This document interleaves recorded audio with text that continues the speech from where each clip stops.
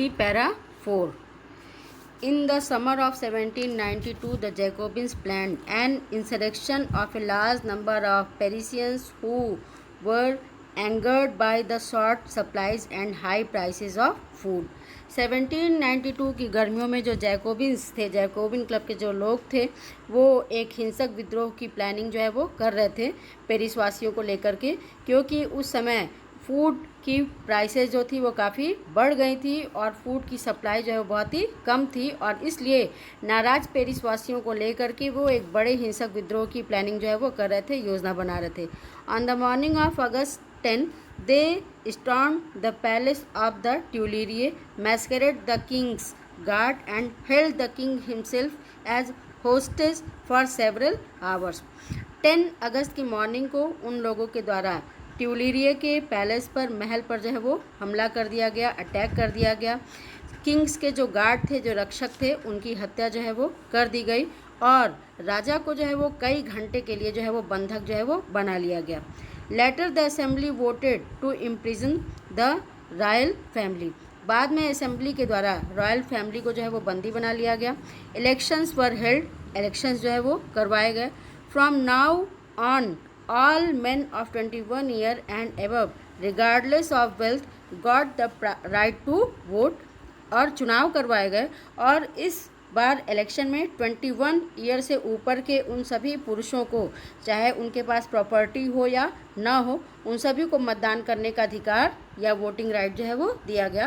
पहले हम लोग पढ़ चुके हैं कि 1791 में नेशनल असेंबली के द्वारा केवल उन्हीं लोगों को वोटिंग राइट दिया गया था जो 25 ईयर से ऊपर थे और जो 3 डेज़ के इक्वल जो वेज था, मजदूरी था, उसके इक्वल टैक्स जो है वो पे करते थे. लेकिन अब 21 ईयर से ऊपर के सभी लोगों को, चाहे उनके पास प्रॉपर्टी हो या ना हो, उन सभी को वोटिंग राइट दिया गया. The newly elected assembly was called the convention. अब जो नई इलेक्टेड असेंबली थी उसको कन्वेंशन नाम जो है वो दिया गया.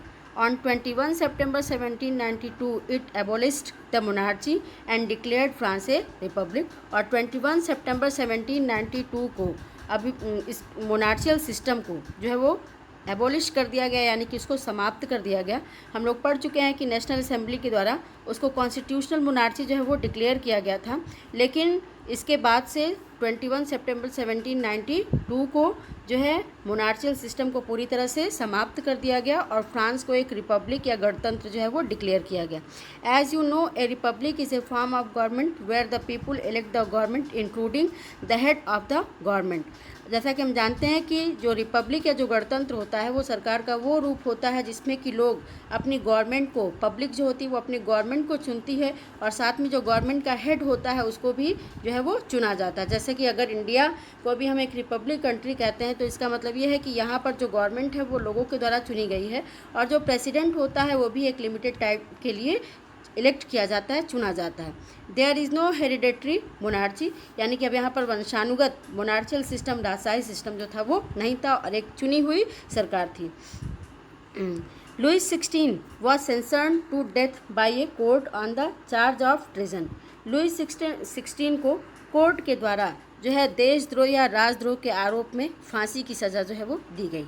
On 21 January 1793 he was executed publicly at the Place de la Concorde. और 21 जनवरी 1793 को लुई 16 को प्लेस डी ला कॉन्कॉर्डे पे जो है वो पब्लिकली, यानी कि सार्वजनिक रूप से उसको फांसी की सज़ा जो है वो दी गई. The queen Marie Antoinette met with the same fate shortly after. और कुछ समय के बाद जो उसकी पत्नी मैरी एंटोनेट थी उनका भी वही हश्र हुआ, यानी कि उनको भी फांसी की सज़ा जो है वो दी गई.